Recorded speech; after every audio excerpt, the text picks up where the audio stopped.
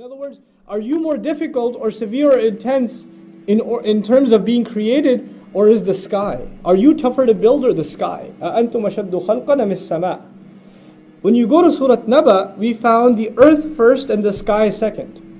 أَلَمْ نَجْعَلِ الْأَرْضَ مِهَادًا وَالْجِبَالَ أَوْتَادًا وَخَلَقْنَاكُمْ أَزْوَاجًا. And then afterwards, وَبَنَيْنَا فَوْقَكُمْ سَبْعًا شِدَادًا. There was the earth and then the sky. But we said there's a reversal from Surah Naba in Surah An-Nazi'at. So now the reverse is used. Allah Azza wa Jalla speaks of the sky, and then what's He going to speak of? The earth. He's going to reverse the sequence. Okay? So, He says, are you more intense in construction of the sky? Banaha, He built it. Now, but bina is to build something where one piece of it meshes into the other. Like a building is called bina because one brick meshes into the other, or one wall meshes into the other. So Allah is illustrating that the sky is a seamless construction where one thing falls into the next. Sama also comes from the words, the original sin, mim, and waw, which actually means whatever lies above you. So don't just think of sama in Arabic as the sky, is everything above. The body, the planets, the stars, the moons, the galaxies, all of it is considered sama. Inshallah, when we get to the passages where we compare the phrase samawat in the Quran with sama, we'll see that difference more clearly. But for now, just know, sama is everything above. Everything else, not just the sky. So is that which is above tougher to create? These galaxies and universes Allah Azza wa Jalla created, is that tougher, or your creation, your puny creation? He constructed that. He put that together seamlessly. رَفَعَ سَمْكَهَا. He elevated its roof. Samk is actually the top of something. For example, sanamun samik is actually used, for the higher, the hoofs of a camel, right? The humps of a camel. The higher one is samik, right? So the highest part of it. Allah says He elevated the highest part of the sky.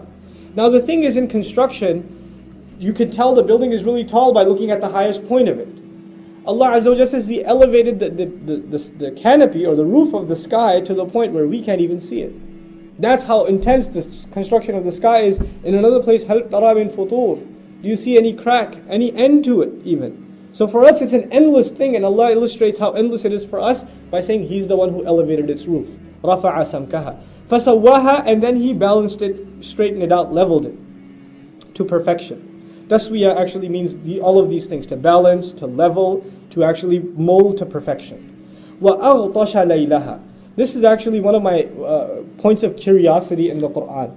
Allah Azza wa Jalla speaks about the night in many ways.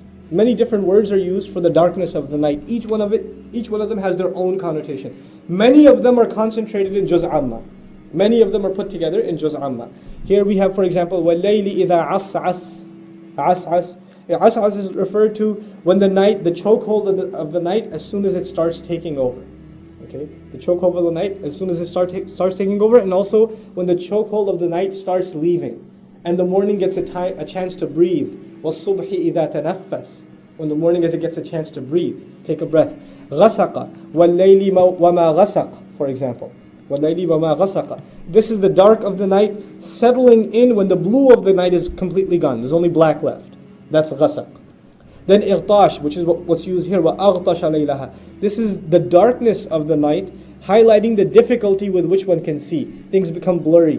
Things become confused with one another. You can't see if it's two people or one person, right? You can't see if it's a truck or a motorcycle or two motorcycles. You can't tell. So this is when vision becomes blurry. That's what's illustrated in أَغْطَشَ لَيْلَهَا. He made the night exceptionally dark, hard in it for it to be hard for you to see in it. وَأَخْرَجَ ضُحَاهَا. And He brought out of it, that very dark night where you couldn't see anything, duha. Duha is the time of the morning that's the brightest, when it's clearest and easiest to see. So Allah contrasts two things. He made the night so dark you couldn't tell truth from falsehood, figuratively speaking. And then He brought a day where there's absolute clarity, one thing from the other.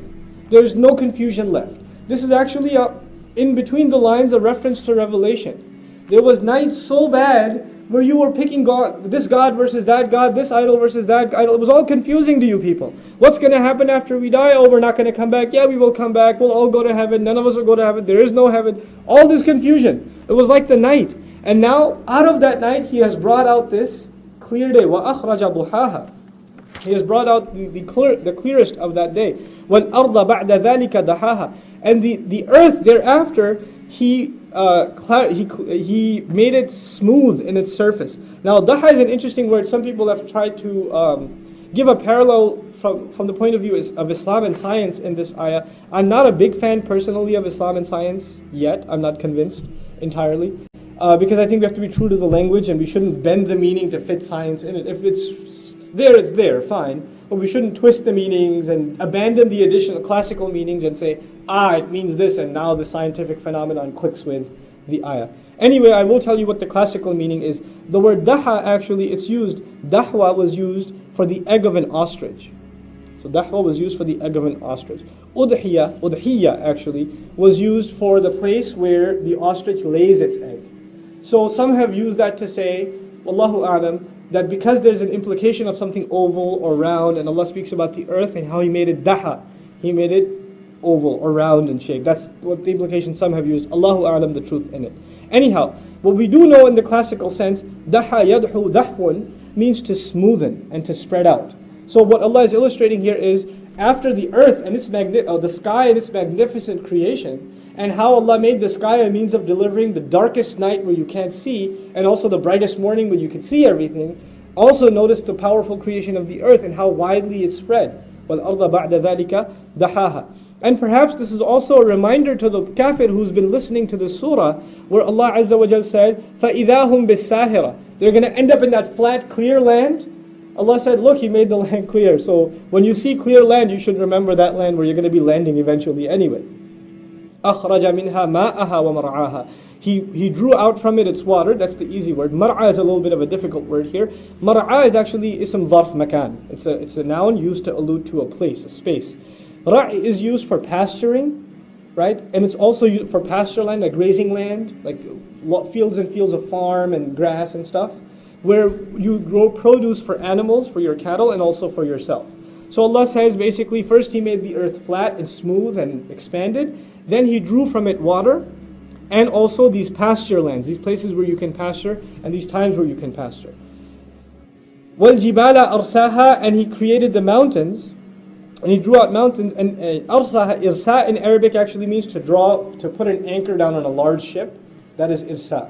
So He says He put mountains like they are anchored into the ground, that they're anchored deep into the ground. The idea being, you can't just pluck them out and move them. They're not like any other building that you can demolish and get up, but they're fixed constructions that are very difficult, are very tough in their construction. Also, irsa was used for pegging, to peg something into the ground. This word actually will come up again in the surah. This is an interesting correlation of terms from beginning to end. Here Allah says, مَتَاعًا لَكُمْ وَلِأَنْعَامِكُمْ. So after speaking a little bit about the earth, a little bit about the sky, then a little about the earth, and at the end of it Allah says, all of this, مَتَاعًا لَكُمْ. This is provisions for you to use. Mata'. Tamattu' but actually means to use and enjoy. But mata' alone is just to use. In the ancient Arabic, mata' was used, for example, for the scrub that you use to wash your dishes with. It's not something you enjoy, but it's definitely something you use, right? So dunya has been defined here as something to use, but not necessarily to enjoy. And that's the word is highly appropriate, because the real problem of the one who denies akhirah is they're too addicted to enjoying dunya. Allah wants you to use dunya, but not necessarily to indulge yourself in its enjoyment. There's a higher purpose for which you were created. مَتَاعًا لَكُمْ وَلِأَنْعَامِكُمْ. Provisions for you, these things to use for yourselves, these produce to use for yourselves, and also for your cattle. فَإِذَا جَاءَتِ الطَّامَّةُ الْكُبْرَى. Then finally when ja'at, first of all, those of you that speak a little bit of Arabic, atat and ja'at both mean came, but one of them has more severity. Ja'a is more severe than ata. Ja'a is used for larger, bigger things, and ata is easy arrival. Ja'a is grand arrival. So this is grand already because of the use of the word ja'a. If that means all of a sudden here. Then when all of a sudden, what comes? What makes this grand entrance all of a sudden? At-tammatul kubra. Tamma is a calamity that is so full and so overwhelming from every direction, there's no escape from it. It's an overwhelming calamity, completely full of trouble any direction you turn to. So when this Tammatul Kubra, the ultimate, the greatest, most complete calamity all of a sudden arrives, makes its grand entrance, then on that day, يَوْمَ يَتَذَكَّرُ الْإِنسَانُ مَا سَعَى.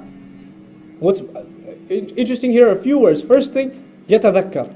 We said there's idgham, right? You can use abbreviated words like yadhakkar, yawma yadhakkaru al-insan, but Allah says yawma yatadhakkaru al-insan, which means he will remember thoroughly everything. He will stop at every last memory and reflect, man, I messed up here, I messed up here, I messed up here. The complete recollection of everything you did is captured in the word yatadhakkar. The day on which the human being will thoroughly remember every last thing that he worked towards, everything that he rushed towards.